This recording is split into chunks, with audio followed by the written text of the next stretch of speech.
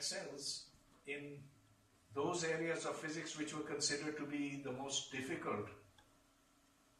His first research paper, which came out of his thesis, was on the problem of renormalization of quantum field theory.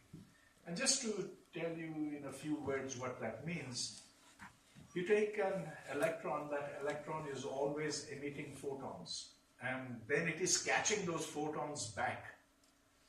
Mathematically, this corresponds to a Feynman diagram which closes upon itself. And when you calculate that Feynman diagram, it turns out that the answer is infinity. Now, people had noticed that earlier, and they found ways of explaining it, but they could only solve that problem of the electron and of the pion in a few very simple cases. What Salam did was something at a very different mathematical level of sophistication. He solved it for what is called overlapping divergences. And this instantly made him a celebrity at the University of Cambridge, for which he got the Adams Prize. I won't tell you of all the things that he's done in physics, because that would be impossible, but some of the very big things that he did after that was he predicted that there could be a difference between left and right-handed neutrinos. And this was an idea that was not thought of at that time. It was thought that nature was symmetric between left and right, between things that turn this way and things that turn the opposite way. So if you were to look in the mirror and see how the laws of physics work out, you and I would not be able to tell whether we're looking at the mirror. He said, I'm really very sorry, you should have published that paper, but it was, of course, too late. Causes the neutron to decay. You know that inside the nucleus there are three kinds of particles. There are neutrons, protons, and electrons. Well, the neutron is a particle that if I take a free neutron, place it on my hand, 7 minutes later it's gone. What changes it, what causes it to decay, is called the weak force. You see, a force is something that causes change, and this weak force causes that neutron to decay. And it's the weak force which is responsible for all the energy and the heat that we get from the sun. So understanding the weak force is very, very important. So what Salam did, and together with Weinberg and Glashow, he got the Nobel Prize for this same piece of work, but Glashow worked on a different line. It was really Weinberg and Salam who did that. This unification was really, and it was moving Maxwell's agenda further, and I might say moving Einstein's agenda further as well, because the hope of all physicists is that you can understand everything that there is in the world with just as few equations as possible.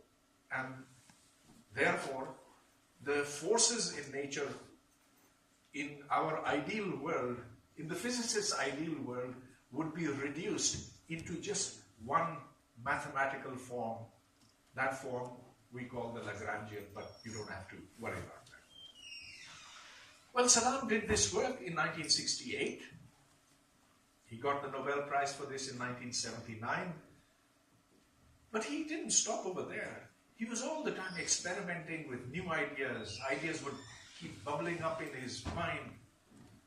And he, after this, worked on this idea of supersymmetry, which is that two different types of particles, which are called bosons and fermions, that these two types of particles can actually be reduced to one type of particle which has different manifestations. The theory of supersymmetry is very beautiful mathematically, and this is something that Salam pursued as well. And just one other thing that I might mention about Salam's work is his prediction that the proton would decay, that the proton is not a stable particle, and although no proton has ever been seen to decay, yet it is possible that it decays very, very, very slowly. In fact, it takes billions of times longer than the age of the universe to change itself into something else. As a result of that, there were experiments done all around the world, and they're still being done today, 30 years after Salam had predicted that. Salam and Pati was his collaborator on this, that the proton's decay has to be looked for, because it would be very, very important in understanding the ultimate unification of the forces. Those experiments have been carried out deep underground with, in each experiment, something like 10,000 tons of water has been used. And they're looking for a very, very slight signal. Unfortunately, that prediction has not been verified as yet. This just means that maybe the proton is taking longer than it should. And so that search continues. That, in a nutshell, is what Salam had done in the area of physics. Well, Salam was a man who was, as I said, continuously exploring nature, coming up with new ideas. And he would often come to Pakistan in those days and talk about his work. Of course, most people didn't have a clue of what he was talking about, but he would still try to explain what he was trying to do. Just a little bit about how I got to know him and my particular relationship with him. I was a student at MIT in 1971 when he came over there to give us a seminar. I was I was a sophomore at that time, or a junior, sophomore, yes. And of course, I didn't understand one word of what he had said, but he was already such a famous person at that time that all Pakistani students over there wanted to meet him, and so we went in the form of a group to meet him at his hotel. He told us about how wonderful physics is and how we should work for our country and how we should go back. So all good words. But I didn't get to know him until much later. I'd finished my PhD. I was coming back to Pakistan in 1978 when my thesis advisor said, "Why don't you stop at Trieste?" I said, "I don't know anyone over there." He said, "I will write to Professor Salam." And that's how I met him for the first time. But that was just meeting him then. And one is so awed by a person who is so big that all you can do is say, Salam, Assalamu alaikum. It was in 1984 that I actually got to meet him. He called me in his office and we discussed. I was a short-term visitor at Trieste and called me to his office, and he wanted to meet me and to talk to me, and of course for me it was a great privilege. That was the beginning of a relationship which steadily grew. We wrote a paper together, then he wrote the preface to my book, and it was with great sadness that I saw that he was getting unwell by the day, by the year, until he finally passed away in 1996. Today, you have asked me, the IEEE Society has asked me to talk about metaphysics, the fusion of physics with metaphysics. in the context of Professor Salam's thinking.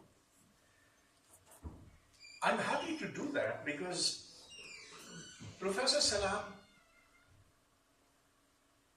often spoke in a manner which tended to indicate that his doing physics was something that he owed to his faith. His faith, as you know, was very much that of a Muslim, in the sense that he considered himself to be a Muslim, and he would often make the claim, state, whichever you prefer, that his ideas for physics would come from the study of the Quran. We sometimes talked about this, and he had views which I was sometimes not comfortable with, and sometimes was.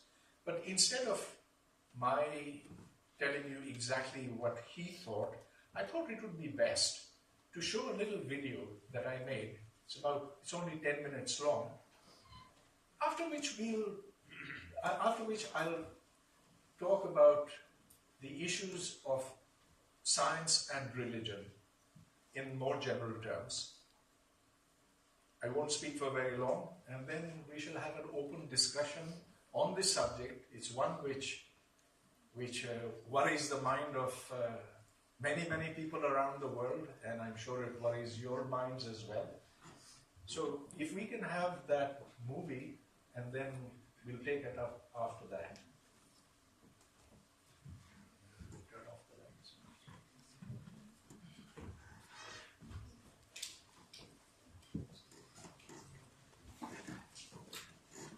Sound.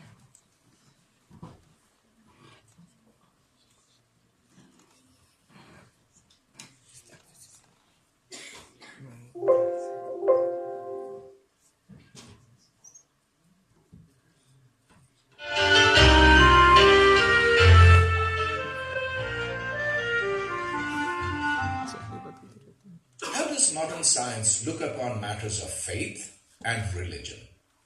Can a scientist really be religious, and to what extent can the pursuit of science be separated from the practice of religion?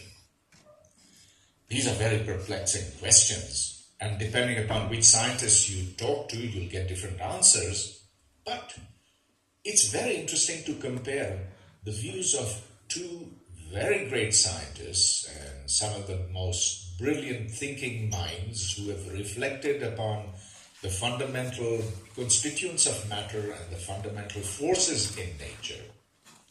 On the one hand, there is Abdus Salam, a man who got the Nobel Prize in Physics for unifying the weak and the electromagnetic interactions. Abdus Salam believed himself to be a Muslim, and in fact, he was legally one until 1974, when by an act of the Pakistani Parliament, his community, the Ahmadis, were declared non-Muslims. But this only strengthened his faith and his belief that his inspiration for doing science actually comes from the Quran. Allah Ta'ala ने कुरान करीम में 750 आयत नाज़िल फरमाई हैं science के बारे में. बहुत खूब. 250 आयत कुरान करीम की लेजिस्लेटिव है, 750 साइंस के बारे में. इसमें साइंस कायनात के मुख्तलिफ मज़ाहिर पे अल्लाह ताला के मज़ाहिर साइंस के ज़रिए जिन जिन चीज़ों से होते हैं उनका जिक्र है, और मुसलमानों को बार बार ये कहा गया है. Salam put his motivation for seeking the unification of the forces on the concept of Tawheed, the uniqueness of God. I would never have started to work on this subject if I was not a Muslim, if I had not believed in Tawheed. If you are a particle physicist, you would like to have just one fundamental force and not four. That's the real unity between the forces. If you're a Muslim particle physicist, of course, you'll believe in this very, very strongly, because unity is an idea which is very attractive to you culturally. But if you are not a Muslim fundamental for particle physicists, then you may or may not believe this. This is the reason why we have scored over others in that sense. In yet another interview, Salam says that his search for particles which are more elementary than the quark and the electron also comes from the Islamic notion of unity, tawheed or wahdat. But the present thinking is that the quarks and the electrons, which we now believe to be the fundamental particles, are not fundamental objects. There are things called pre-quarks or pre-quarks. And there again, we would like to have just one kind of stuff, not 18 quarks and 4 electron-like objects. We would just like to have one stuff.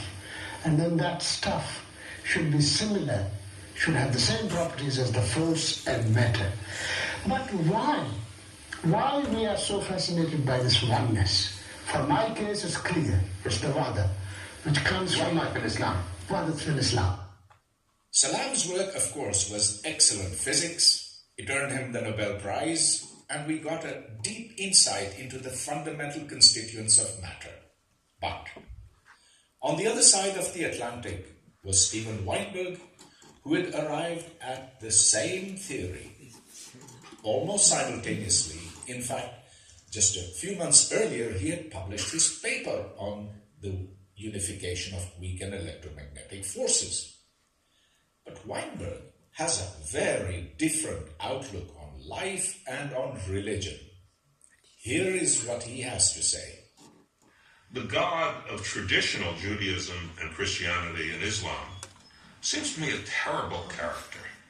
He's a God who's obsessed with the degree to which people worship him and anxious to punish with the most awful torments those who don't worship him in the right way. Now, I realize that many people don't believe in that anymore, call themselves Muslims or Jews or Christians, but that is the traditional God, and he's a terrible character. Many people do simply awful things out of sincere religious belief, not using religion as a cover, the way Saddam Hussein may have done, but really because they believe that this is what God wants them to do, going all the way back to Abraham being willing to sacrifice Isaac because God told him to do that. Putting God ahead of humanity is a terrible thing. This, of course, is Weinberg's personal opinion, and one may or may not agree with him. But about 40 years ago, when I took a course from him in quantum mechanics at MIT, I was certainly not aware of his philosophical or religious leanings. When I heard that he is often called a Jewish atheist, I was intrigued by the term and sent him an email asking for a clarification. Here's what he wrote. Pervaiz, I have never belonged to any organized religion, so in this sense I never was a Jew, but Jew can, like Arab or Kurd, refer to a member of an ethnic group, usually with a sense of common feeling with other members of the group. In that sense, I am and have always been a Jew.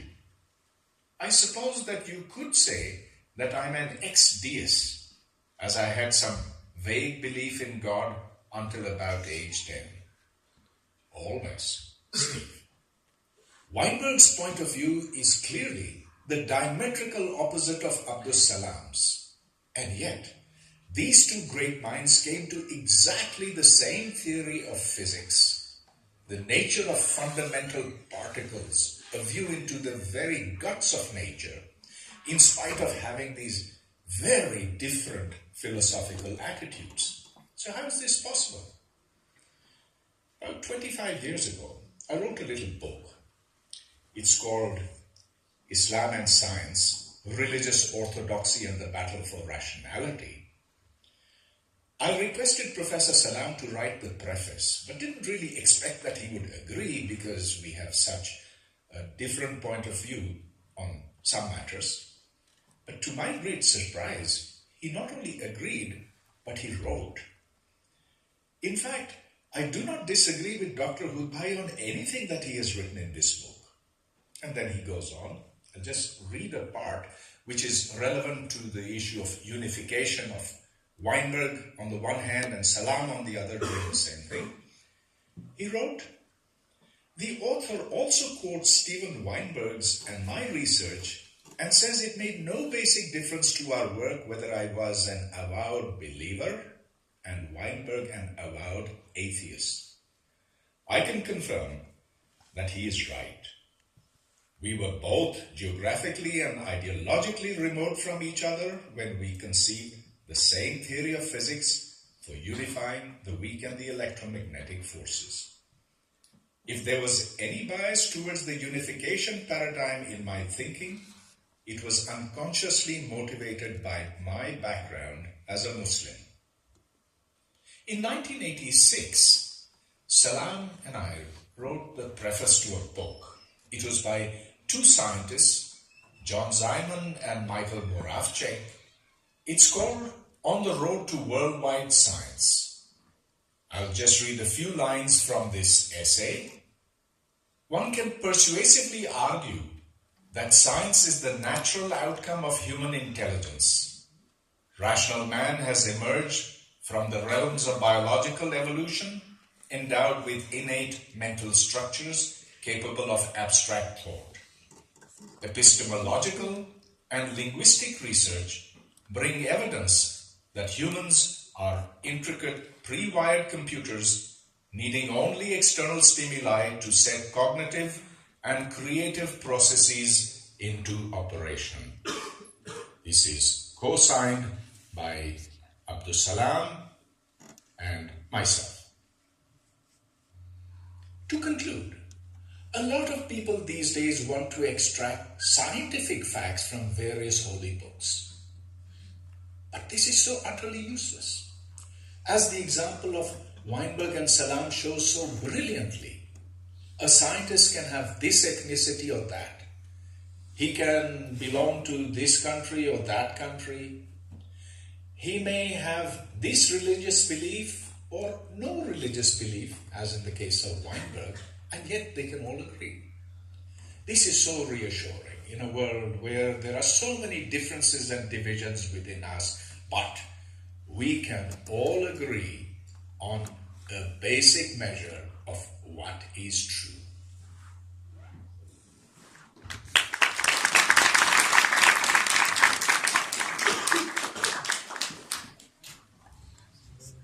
I think it's absolutely fascinating that here are two very different peoples coming from very different metaphysical assumptions.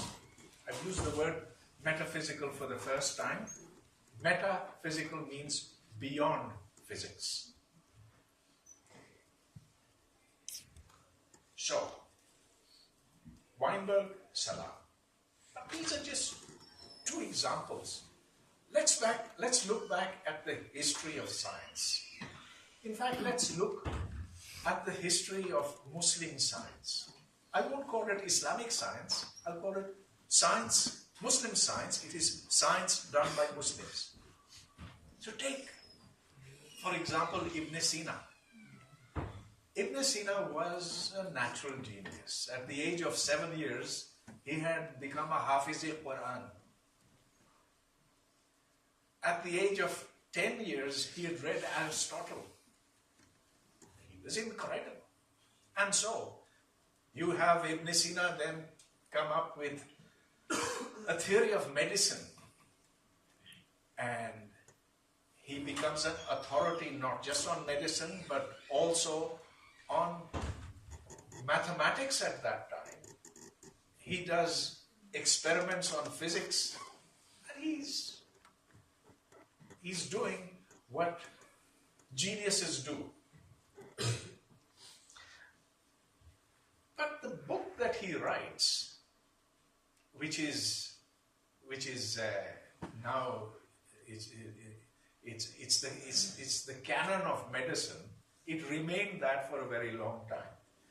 Was dealing with the human body exactly as Galen did. Hakim Jalianus, as we call it. Take the example of Ibn Hisham, who wrote that wonderful book called Kitab al-Manazir, which became the basis for optics. Those experiments which were done by Francis Bacon at the time of the European Enlightenment and the Scientific Revolution. He took so many examples, quoted them, he took so many examples from Kitab al-Manazir. But then, consider the fact that Ibn al-Hisham had done the kinds of experiments which were being done by the early Greeks. And what the Greeks had done was essentially a continuation of what the Babylonians were doing 2,000 years before that.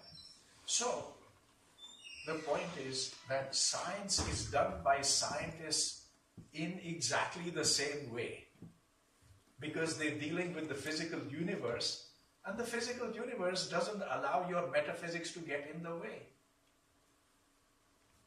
Water is H2O. It doesn't matter who discovered that, whether he was Jew or Christian or Muslim or whoever. And so there's that objectivity, that very reassuring objectivity which underlies science, which says that if you are doing genuine science, you will come to the same conclusions. Let's come back to Salam and Weinberg. They come from different metaphysical universes. Salam finds his inspiration in the Badshai Masjid. So he was relating this story here in Lahore many, many years ago, I think, what is it, 30 years ago or so. And he was talking about how he was gazing at the Badshai Masjid when he saw its beautiful symmetry and said, and that's what inspired him into the group theoretical version of quantum field theory called SU2 cross U1. Very, very technical. But he says, it's looking at this that I got inspired. And I heard him once talking about superstrings. Now, superstrings is an idea that I don't want to at all touch upon, but this was current in the early in the 1970s. It had barely started then. Salam was very enthusiastic about it, although he felt he couldn't go into that subject because he was too old by that time. But he wasn't. He was doing marvelous things, but it needed very heavy mathematical machinery. And Salam learned some things about this, and he would then argue about, he would then present one aspect of that. Superstrings require you to have a universe which is not limited to limited to 4 dimensions.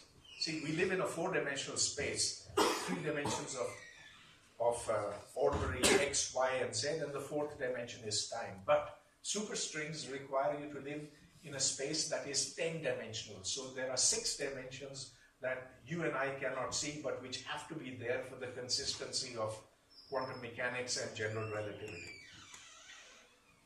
He would sometimes, while speaking about superstrings, talk about ilmul ghaib, वो गैबी जहते जो हम देख नहीं सकते, जो हमारी आंखों से नजर नहीं आते, लेकिन जो हैं, जो वजूद रखते हैं.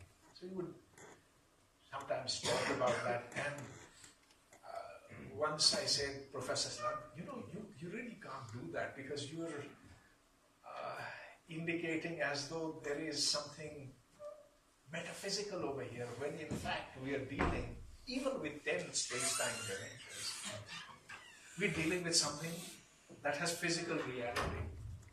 And he said, oh, do you think I confused people on that? I said, yes, sir, you did. But they said, okay, I won't do that again. The point is that a scientist can get his or her inspiration from anything. And yet, that inspiration in the last analysis doesn't matter. What matters is the equations you write down, the experiments you do, the predictions you make. The predictions are very, very important. When Salam and Weinberg wrote down the theory of weak and electromagnetic interactions, it had associated with it a number of predictions. I won't say 2, 3, or even 30, 40. There are thousands of predictions that that theory makes. Each one of them has been tested, and it is only after they have passed the big tests that the theory has received such acclaim. So, 1968 was when Salam and Weinberg did that fundamental work. 1979 is when they received the Nobel Prize. Why did they receive the Nobel Prize? Because that theory made the prediction that there are things called weak neutral currents. And those weak neutral currents were actually detected in CERN. It's after that that it received confirmation. Now, it didn't matter whether it came from Salam's inspiration or Weinberg's or whatever. What matters is when prediction meets experiment, and it's then that one knows one is talking about is real.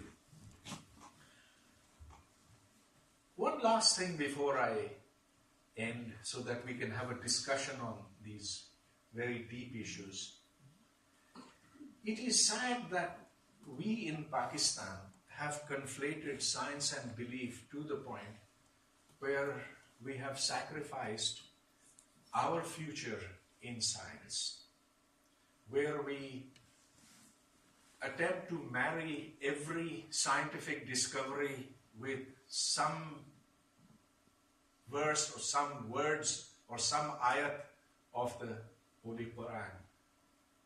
We have also tried to judge scientists based upon their personal religious beliefs.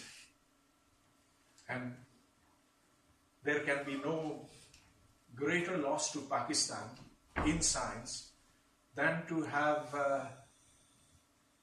essentially removed Abdus Salam from our pantheon of scientists of scientific grades. Today, our books, if they even mention him, that is considered an achievement.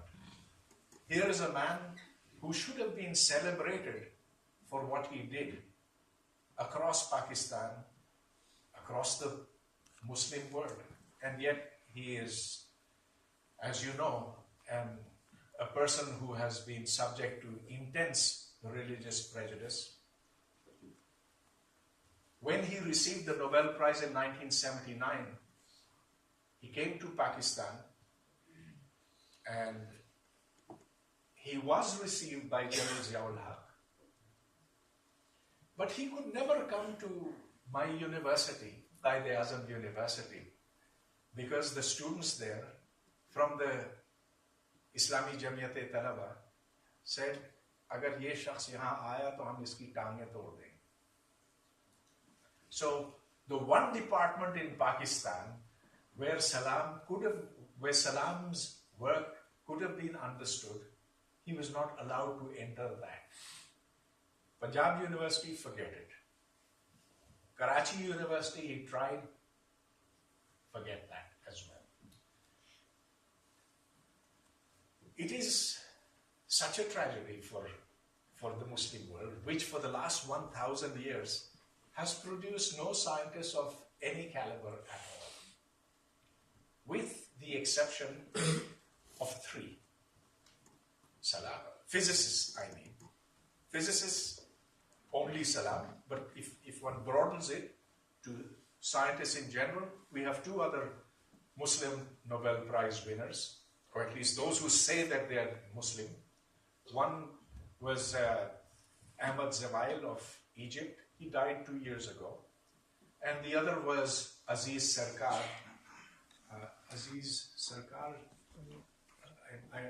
Yes, Aziz Sirkar, who is Turkish. Those two scientists have no particular claim upon their being staunch Muslims. Only Salam made that claim. And only Salam said that he derived his inspiration in science from Islam itself. The other two were perfectly quiet on that. All three of them, by the way, were persons who had settled in the United States or UK, as in the case of Salam, or who had essentially dislocated themselves from their native countries, from Egypt, from Turkey, and from Pakistan. This tells us that the center of gravity of science is nowhere close to any Muslim country today. It is all over there. Instead of recognizing this, we seem to be now more and more adamant about mixing science and religion together, and are perfectly happy to accept the fact that all science and all technology can be done in the West. We shall simply use their products. That, I think, is the real tragedy of the Muslim world today. I'll end over here, and now I expect your questions, and please feel free to disagree as much as you like, because it is only through rational discussion that we can hope to get to the truth of the matter. Yes, sir. So was he moving towards Stephen Hawking's theory of DUT, grand unified theory? The DUT, by Stephen Hawking mentions in A Brief History of Time, that there's only one theory of science or being, I don't know, maybe I'm confusing things, but he calls it the DUT, the grand unified theory, which explains physics, chemistry, I don't know. Maybe. It's called GUTS, Grand Unified Theories, GUTS. It has nothing to do with Stephen Hawking. Stephen Hawking is a man who does black holes, general relativity, and cosmology. He does not do particle physics like Salam did. In particle physics, there is that hope may be realized maybe 50 years from now, 100 years from now. Lots of people are working on it.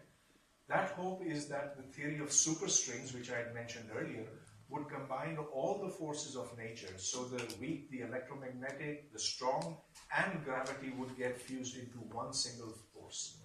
So it's not Stephen Hawking, this is a widely held belief in the physics community. Yes, sir. I was watching an interview of you in Canada. The person was asking, I think the duration was just 10 minutes. He was constantly asking about the religious beliefs and not the scientific principles that you're working on. So my question is, why people exploit Professor Hoodbhoy as a religious person and not as a scientific community person? Nobody thinks of me as very religious. No. I'm just asking that the scientific aspect of Hoodbhoy, not as a scientist. He was constantly asking you about the religions and religion in Pakistan. What interview was this? It was in Canada. I don't know the exact. Was this on Selective and years? no, but if you can explain further, maybe my MDC. Sir, he just asked about the physics and science, just 2 or 3 questions, and all the other questions were based on religion, Islam, and rationalism, etc., on the extremism. So my question is, why do people exploit the religious beliefs of Hoodbhoy more than the... They're not exploiting me. If you ask me a question, you're not exploiting me. You're perfectly at liberty to ask. So if that interviewer just asked, that's okay. It's all right. Okay, so yes. How recent is I have a comment. And why was there a need to have it? Metaphysics is not a recent term. It probably is as old as physics itself. The belief is that there is something above the material world, something that is beyond human powers to perceive directly, but which through introspection, through revelation, we can access. So it is not at all new. It has been there for eons. Some very great scientists have had have had a dimension of their lives where they have speculated on things that are beyond the physical universe, and they have been so they come from different philosophies. Einstein, for example, he felt that there was some power which was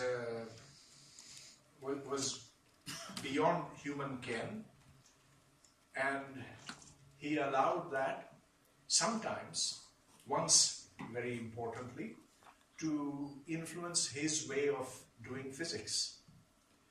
Einstein, for example, was very much against the idea of quantum mechanics as a true description of physical reality. He felt that God would not play dice with the universe, so there could not be probability and uncertainty possible. But he was also a very careful scientist, so he didn't allow himself to be swamped by this. He felt that there had to be a God who knew everything, and that a God who didn't know everything was incomplete. But he kept this as a question to himself. And so he devised some very interesting tests of quantum mechanics with the purpose of trying to prove it wrong. So there's something called the Einstein-Podolsky-Rosen paradox, which is very, very clever. People at first were completely stunned by his objection. Then they later on figured out where he had made assumptions that were not right. And using the EPR, they were able to figure out new facts about quantum mechanics.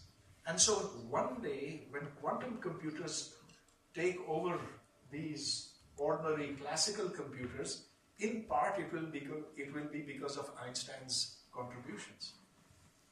In spite of the fact that his metaphysics told him something else, his physics forced him to come up with definite physical tests. Okay, I'll try to be fair to everyone. Yeah. Firstly, I just want to thank you so much because this is the first time that I got to... Louder, please. I was just initially thanking him because your talk not only evoked feelings of hope and also a sense of loss, but also this intellectual curiosity. And I think that is something which one feels that one is getting directly, so just thank you for that. My question, sir, had to do with the fact that you so from what I understood of your talk, the idea seemed to be that one can get inspiration from anywhere, but the sort of when one actually gets to the doing the science part, that is sort of independent of where you've gotten the inspiration from. So the context of validation is independent of the context of discovery. But sir, जो science और मजहब का जो मसला है, वो ये तो एक बहुत ही सतही लेवल पे है ना कि आप किस तरह से कर रहे हैं. जो actual which is the metaphysical problem of science, that is the question of why science, or the question of what ends does the scientific enterprise serve. And this idea that scientists are just sort of natural curious people who are just finding out about the universe. ये तो 20वीं सदी में मतलब even philosophers of science ने गीते Heidegger और फायरबैंड और कुन इन्हीं लोगों ने मतलब बिल्कुल उसको डिस्कार्ड कर दिया है.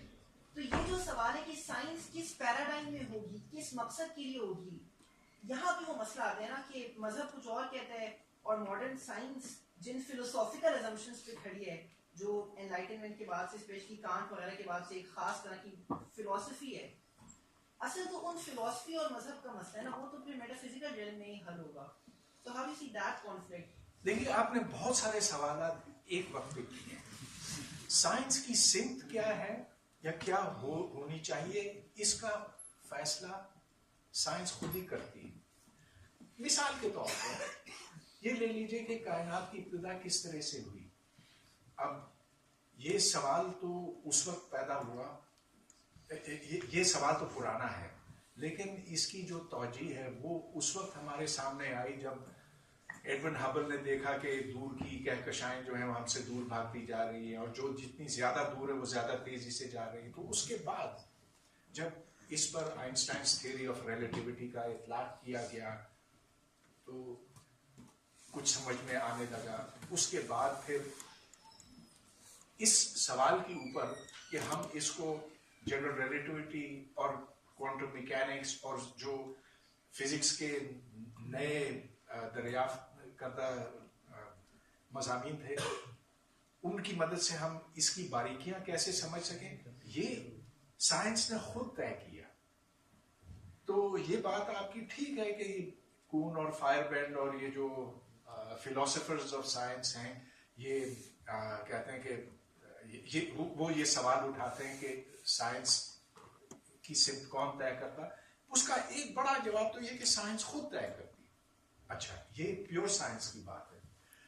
अगर आप लें कैंसर रिसर्च, तो कैंसर रिसर्च उस पर इतना रुपया क्यों खर्च होता है? इसलिए कि लोग अपनी जानें बचाना चाहते हैं, वो सेहतयाब होना चाहते हैं वगैरह, तो उसके ऊपर वो रुपया खर्च करते हैं। अब यहाँ एक पॉलिटिकल डिसीजन की बात आती है, इसलिए कि कैंसर सबसे बड़ा जानलेवा मर्ज नहीं है दुनिया में, उससे बड़ा मर्ज भूख है। तो भूख मिटाने के लिए हम वही रुपया क्यों नहीं खर्च करते? वो इसलिए कि जो एक मुआशरे के अंदर असर और रसूख रखते हैं वो तय करते हैं कि मेडिकल रिसर्च की सिमत क्या होनी चाहिए। और टेक ओबेसिटी, मोटापा करने के लिए बहुत कुछ रिसर्च की जाती है, वो रिसर्च किसी और सिमत हो सकती है। So anyway, that's I think the direction of science is determined partly by science but also by society. Yes. Sir मेरा क्वेश्चन शायद थोड़ा सा irrelevant हो इस डिस्कशन से, लेकिन सर आप जो बात कर रहे थे थ्योरी ऑफ रिलेटिविटी की, सर हमें बचपन से पढ़ाया जाता है हमारी साइंस की किताबों में कि आइंस्टाइन की हमें theory of interpretation of theory of relativity दी जाती है, लेकिन सर उसके साथ ही एक और बंदे ने भी की थी, एल्फ्रेड व्हाइटहेड ने, जो कि बर्टन रसल के कलीग थे। तो सर उनके उसमें क्या डिफरेंस क्या है? Whitehead was a mathematician. Whitehead ने फिजिकल रिलेटिविटी पे कोई काम नहीं किया।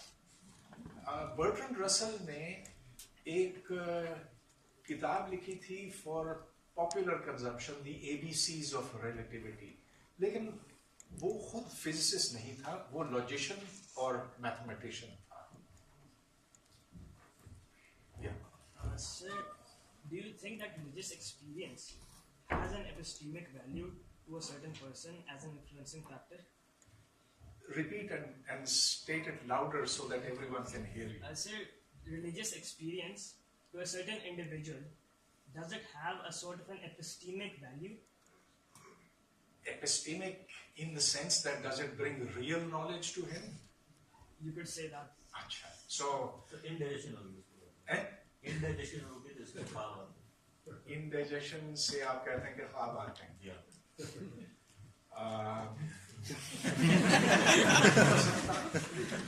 सुना है कि जो ज्यादा दारू पीते हैं वो भी ख्वाब आते हैं।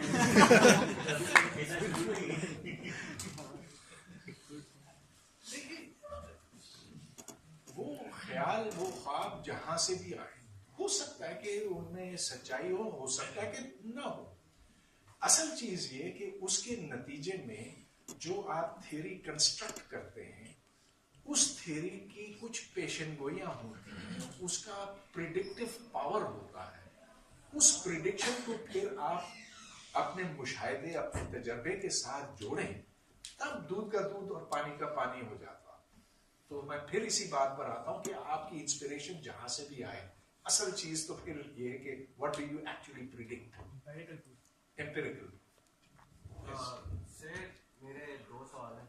एक, वर्नर हाइजेनबर्ग का कोट है कि the first girl from the glass of natural sciences makes you realize that God is waiting for you at the bottom of the glass. ये उसने क्यों कहा था? हालांकि he was one of the founding fathers of quantum mechanics, उसने matrix mechanics सारी theory निकाली थी। दूसरा ये कि श्रीनिवासन रामानुजन जो था, he had no formal education in mathematics, and जब वो हार्डी के पास कैम्ब्रिज गया तो कहता था कि मुझे ये जो सब इंट्यूशन है और नामागिरी जो हिंदू गॉड है वो मेरे जुबान पे आके लिख देती है इक्वेशंस। काली नामागिरी, रामा नामागिरी, नामागिरी जी ये उसने कहा था हार्डी को। कभी वो काली थी कहता, लेकिन वो फिर कैसे करता था? he had no formal education, लेकिन जैसे हाँ, तो यही बहुत मेरा ख्याल है दिलचस्प बात है कि कुदरत हमें कुछ लोगों को बहुत बड़े तोहफे देती है। उनकी देन ऐसी है कि उनको स्कूल जाने की भी जरूरत नहीं, उनको यूनिवर्सिटी जाने की भी जरूरत नहीं। तो रामानुजन की जो आपने बात की, ये 13 साल का लड़का था जिसने अपने स्कूल की किताबों में फॉर्मूले देखे और कहे इससे तो मैं आगे निकल सकता हूँ, और फिर उसने ऐसी चीजें दरियाफ्त की जो उस वक्त लाप्लास और फूरियर मालूम कर चुके थे, और फिर उसने उसका राब्ता हार्डी के साथ हुआ, और जो आप बता रहे हैं, this young guy was absolutely incredible. But it was nothing to his being inspired by Kali or by Namagiri or whoever. ये तो सारी बनाई हुई कहानियां होती हैं. Actual thing was those mathematical relations that he wrote down, which to this day are so puzzling. How could a human have ever thought of such intricate relations between numbers, between formulas, symbols, and so on?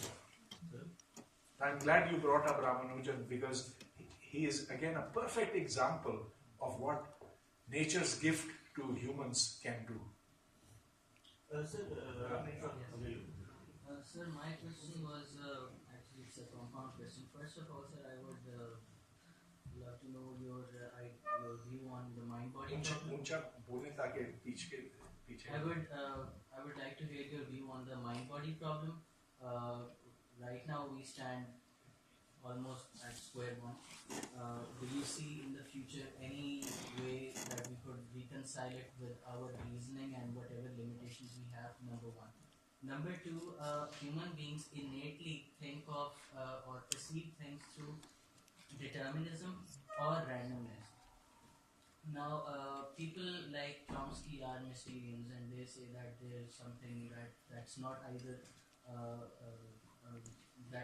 driven by causality or randomness, and they cite the example of free will.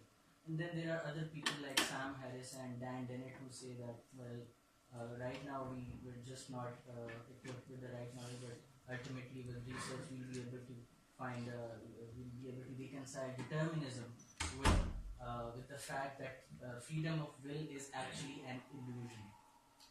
And then there are some experiments as well in which I don't remember the name of the scientist, but they did an experiment in which, let's say, when I make a conscious decision about raising this arm, there's already motor activity like 3 or 4 milliseconds before I've actually consciously made the decision to raise my arm. So they say that is a seminal like proof that there is no freedom of will. Lastly, because this is the only opportunity I get. What is your opinion on singularity? Will we ever be able to reach it? Singularity, as in will robots ever be able to equate human beings in terms of thought? Now, people like John Searle, they say that when you're moving an arm, it's locomotion, and locomotion can be reproduced in mechanical ways. But with brain, you can actually imitate the firing of a neuron from one synapse to another. Like it's like he gives an example of the tin cans when he throws one, but he says that it's about neuroscience, the biochemistry of the brain that cannot be imitated, and hence we can never have robots that will have equal intelligence to human beings. So Okay. You've asked me to give you a lecture on philosophy rather than talk about Salam, but okay. Free will? Yes, I think we have it. Look, I have just waved my hands like this. Nobody, it was not preordained that I would do that. It came from your question that I did this. It's something that I decided on my own. Now, given the same mental apparatus, would we do exactly the same thing? That's your next question, determinism. And I don't believe that it is even possible to answer that question. Let me argue at two levels. One, at the level of quantum mechanics. Quantum mechanics is fundamentally indeterminate. It says that starting from an initial state, you will end at a definite final state, but your wave function gives you different probabilities of what may happen. Next, let me give you an answer at the classical level. Even if one could write down the equations, the differential equations that describe a physical system, what we have learned from chaos theory is that it is impossible to solve those equations because there is a fundamental instability over there. So in fact, Chomsky may not be wrong. I don't know if he's right, but he may not be wrong in saying that it is neither free will nor determinism, something in between that we should let the future decide. When we become wiser, we will be able to give more informed judgment on that. One last thing, although I said finally. Today, the distinction between mind and brain is becoming less and less as we learn how to map neurons, how to connect neurons onto chips. And we can directly interface with neurons. I saw this very amazing thing at the University of Calgary just 3 months ago or so. There was an implant which had been made into a monkey's brain. And there's a silicon chip which goes and interfaces with the monkey's neurons. The monkey has been trained so that he can think. Now the monkeys, both the monkey's hands were cut off. Very cruel, but it was done. Instead of his arms, he has mechanical arms. And now, looking at a banana, he conceives of how his hands can be made to go and grab the banana. So that chip in his mind, which interfaces with his neurons, is now instructing those mechanical arms to rise. And so we are now seeing man and machine interfacing with each other. And this is going to become something that will be considered commonplace in 50 years from now. We are already seeing this with Google Glasses. We are seeing this with artificial eyes, cameras which then feed into the optic nerve at the back of our heads. Machine will become more like man in time to come. Yes. So you say, you showed Abdus Salam draws heavily from the Quran. What conception does he have of hell and heaven? Because hell, as the Quran says, is fire. But what is heaven? He must have thought about it, and he must have come up with some element, such as in the periodic table, some chemicals compounds, hoga. So he never talked on this issue. No. We never talked about this, so I cannot tell you what he thought about it. Yeah. Sir हमने बात की कि कैसे हमारे माशरे में मजहब और साइंस को आपस में मिक्स कर दिया, जो कि मतलब एक नॉर्म बन गया आजकल के दौर में. अब जो इस बात को एक मसले के तौर पर तस्लीम करते हैं वो लोग या तो बहुत थोड़े हैं या उनको अपनी पढ़ाई का, अपनी रिसर्च का मौका ही किसी बाहर के मुल्क में मिलता है. तो अभी इस मसले का यानी कि अब हमारे जैसे लोगों को कौन बताए कि ये एक मसला है और इसका आपकी नज़र में क्या सोल्यूशन हो सकता है? ये मसला तो बहुत बड़ा मसला है. अब आप देख लीजिए जो हमारी निसाबी कुतुब हैं, मिसाल के तौर पे बायोलॉजी की हैं, उनमें नजरिए इर्तिका को शुरू पहले बाब से ही रद्द किया जाता है. गो कि वो बायोलॉजी की बुनियाद है. जिस तरह से आप फिजिक्स न्यूटन्स लॉ के बगैर नहीं पढ़ सकते, इसी तरह आप बायोलॉजी नहीं पढ़ सकते न्यूटन्स डार्विनियन एवोल्यूशन के बगैर. ये एक ऐसा मसला हमारे सामने खड़ा है जिसका हमें मुकाबला करना पड़ेगा. अगर हम नहीं करते तो कोई बात नहीं, ये गाड़ी इसी तरह से चलती रहेगी जैसे पिछले 1000 साल से चल रही है, जिसका मतलब ये कि साइंस के मैदान में एक कदम भी आगे रखना मुमकिन नहीं होगा. आप देख लीजिए कि पिछले 1000 साल से जो इब्नुल हैशम और जाबिर इब्ने हयान और वो लोग थे, वो तो 800-900 साल पहले की बात है ना. उसके बाद से तो इस्लाम में, मुसलमानों में साइंस तो बिल्कुल खत्म होकर रह गई. ठीक है, ऐसे ही रहेगा. लेकिन अगर आगे बढ़ना है तो हमें बिल्कुल वाज़ेह तौर पे ये कहना होगा और लोगों को समझाना होगा कि भाई वो साइंस है, वो इस्लाम है, दोनों को एक दूसरे के साथ मत जोड़ो. आसान काम तो नहीं, लेकिन करना तो है. It's understandable. Oh, sorry, you can go ahead.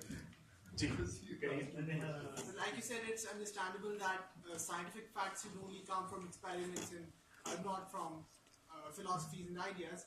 But what view do you have of religions proving their points from proven scientific facts? Like some people, some religious people try to prove something religious from scientific theories that are proven. So what do you think of that? Misal, give me an example. Like some people try to explain that like the expansion of universe was like predicted in the Holy Quran and things like that. If they predicted it, I'm very happy. Did they get Hubble's constant from there? The point is that everything can be justified post facto. Once science discovers it, then you have this army of people who come and say, unfortunately, they have not been able to come up with a new experiment on the basis of what is there in any holy book. I'm not singling out the Quran. Take Bhagavad Gita, take the Bible, take the Torah, Vedas, take any of them. There's nothing that has been of use to science.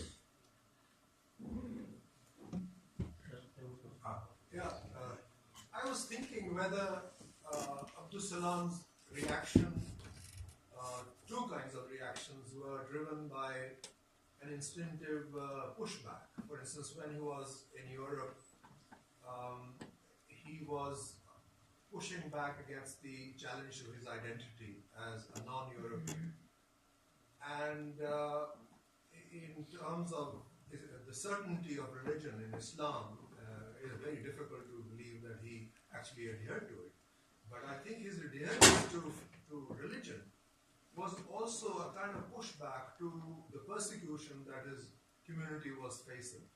That's one way that I can justify of how he reconciled the uncertainty of science, which gives us knowledge, and the certitude of a religion, which actually leads to a lot of disturbance and violence.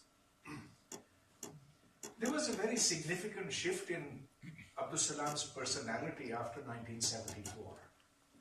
I did not know him. My colleagues knew him well. One of them got his PhD under Salam, Riazuddin, Professor Riazuddin, who passed away 3 years ago. but there were others as well.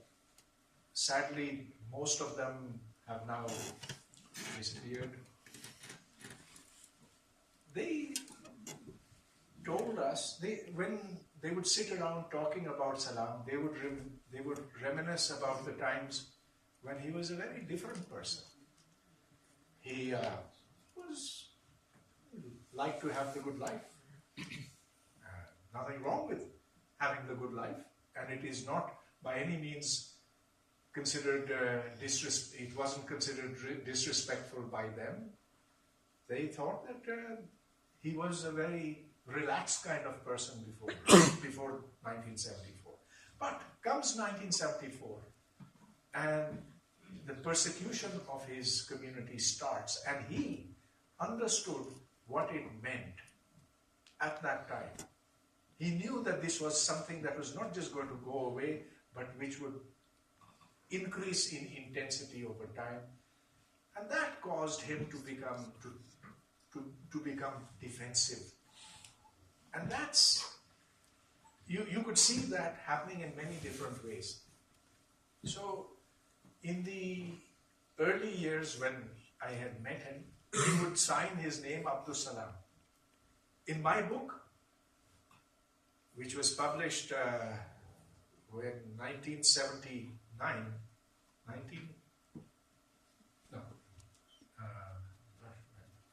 30 years ago.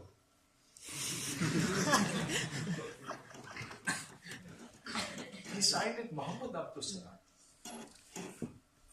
I don't know if he was born Muhammad Abdus Salam, but he never signed Muhammad Abdus Salam earlier. Now he signed it. In Trieste, he would have his office over there, and next to his office there was a small room, and there he was coaching his son. He asked me to coach him in math. Very brilliant kid. At that time he was 10 years old, Umar Salam. And I remember teaching Umar, I gave just 3 lectures on calculus to Umar. Well, not lectures, but showed him, what it is. And he was able to solve O-level problems with that. But as soon as I would leave, a Maulvi would enter. And he would teach him how to recite the Quran, Tilawat, and Nazara. That is something that was very recent. His earlier children were not given that kind of religious instruction. So it happened because of a defensive mechanism, and you can understand this because communities grow together when they are persecuted. They become more introverted, more religious. I think that's what happened. It happened with Jews because of their persecution in Europe, and now it's happening with Ahmadis in Pakistan. Yeah.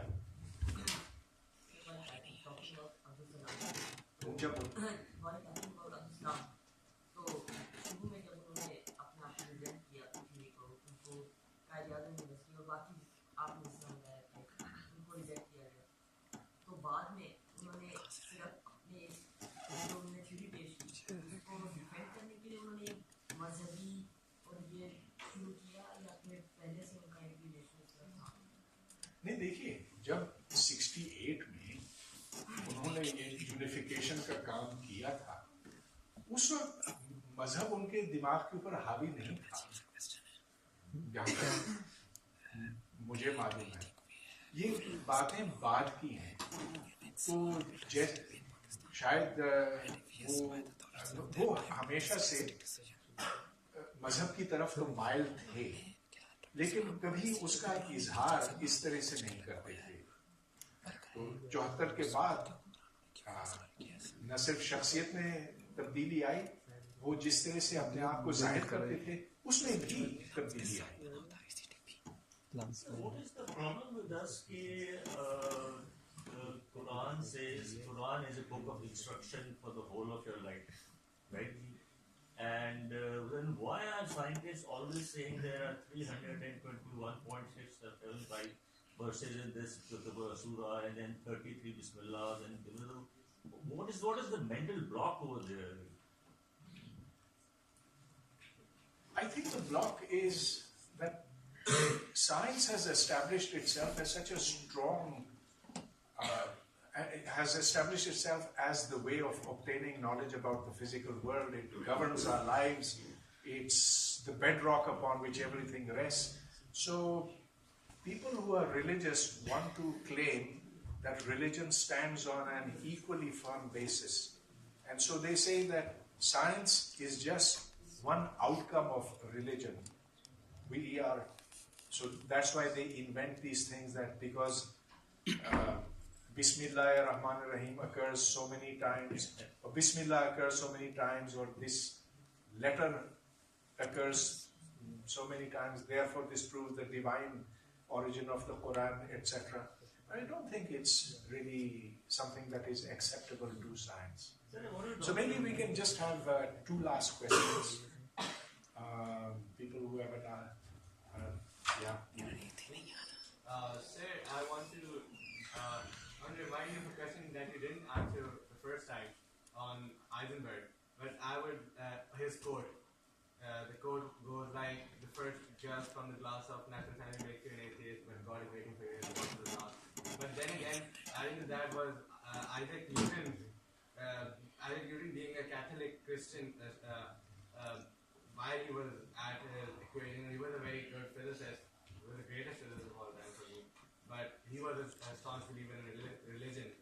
But how did he reconcile religion with all his discoveries?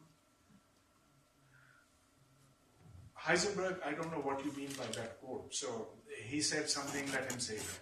But Newton's that's serious. Newton believed that his job as a scientist was to uncover the great grand design that God had created. And so when he elucidated these laws of nature, he said, I want to examine the workings of the universe, that universe which has been made by God. In fact, in those days, he wasn't called a physicist. The word physicist came much later. He was a natural philosopher. The goal of natural philosophy was to uncover nature so as to reveal the workings of God.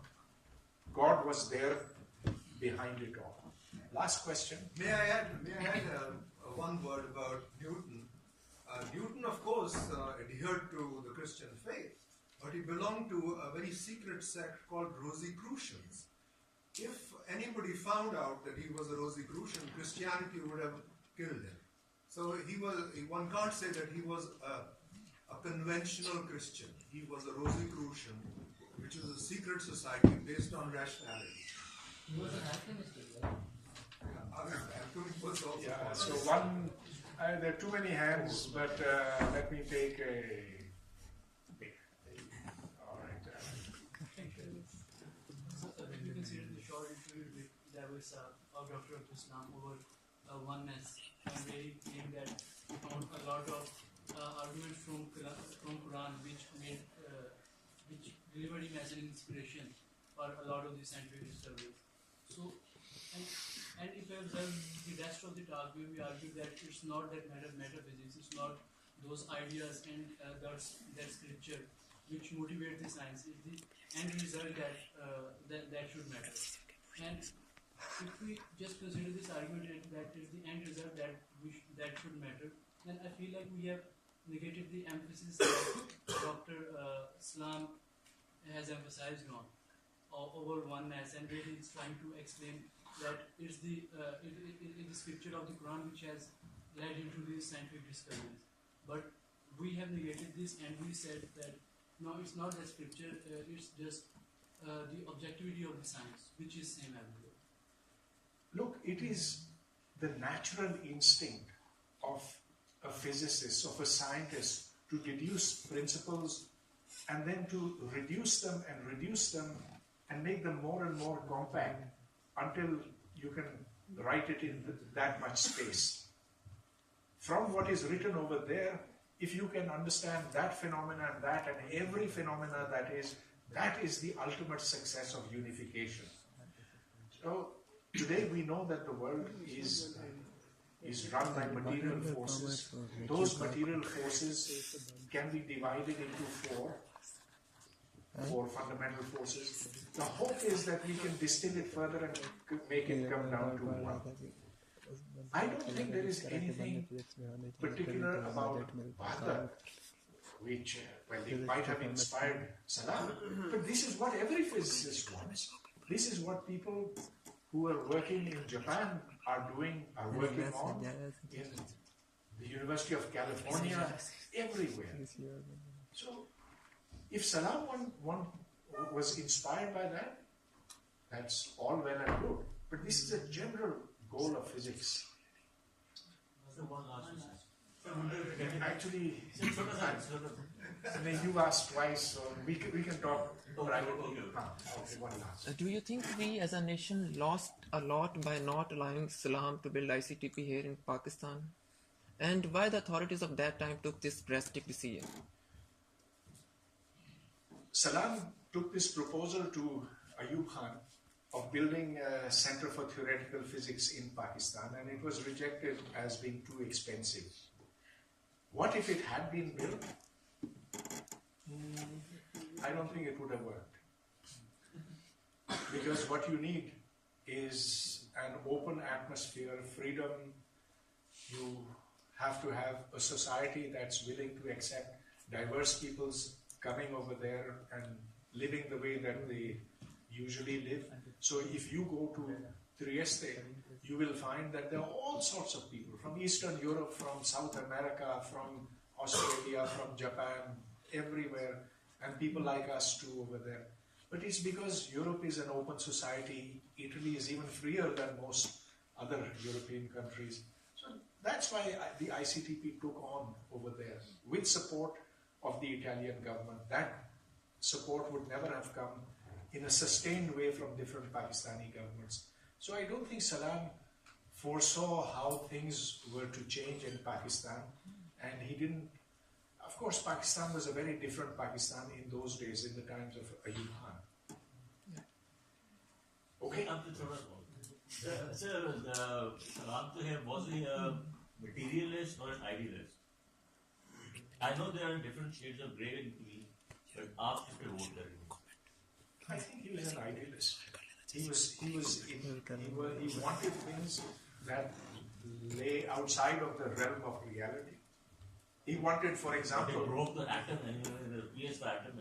One of Salam's greatest disappointments, I won't even say one, I'll say Salam's greatest disappointment was that he could never do anything to bring science to the Muslim world. And after 1974, that became completely clear to him. He still tried and tried and tried, but he never succeeded in that. Look, he wanted to make an Islamic Science Foundation, which would have $5 billion operating budget. Where would that money have come from? From the oil-rich countries of that time, Saudi Arabia, Kuwait. Iran was very rich at that time too. Well, Iran promised a little bit, a very tiny amount of money. Saudi Arabia said, you shouldn't even talk to us. His entry into Saudi Arabia was bad after that. Yeah.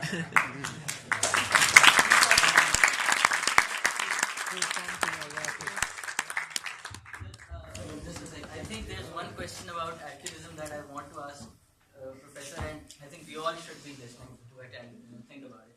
Sir, where I work, there is a great contempt for students from universities.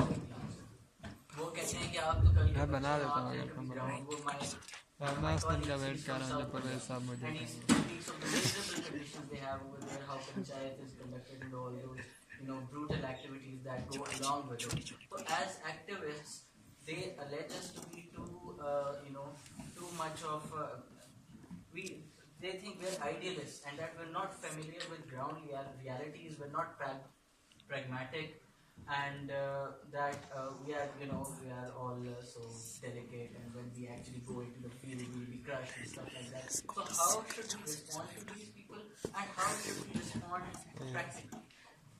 आप जो कुछ कर सकते हैं करें, जिस शोबे से आपका ताल्लुक है,